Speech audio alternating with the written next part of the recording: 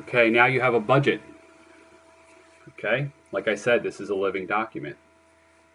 The next thing you're going to do once you get this budget is you're going to come through it. And this is what I do in my own budget. I have things highlighted. I actually put them in bold, okay, of things that I think I can save money on. Okay, so I can go, I know maybe my homeowners and my car insurance, I just had this lowered. So I'm probably not going to worry about this one right now. But there's probably things that I can work on and I could lower. I can make these things cheaper. Okay.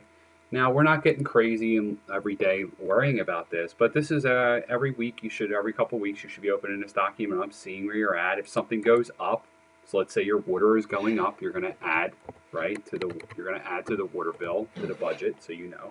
Or things may go down. Your homeowners, you may have gotten your homeowners and your car insurance down, so you want to put it down. Okay. Um, so that's the beauty of having this thing listed. You can basically kind of check off and go, all right, well, this month, you know, what should I, in the back of my mind, when I have a few minutes, should I try to get lowered?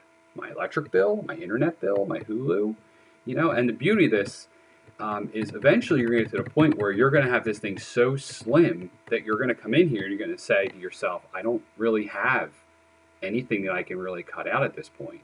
And that's a really good feeling.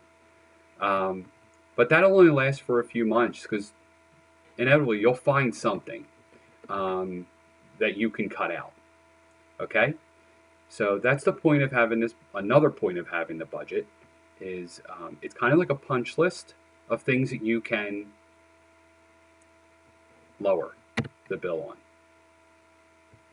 Okay?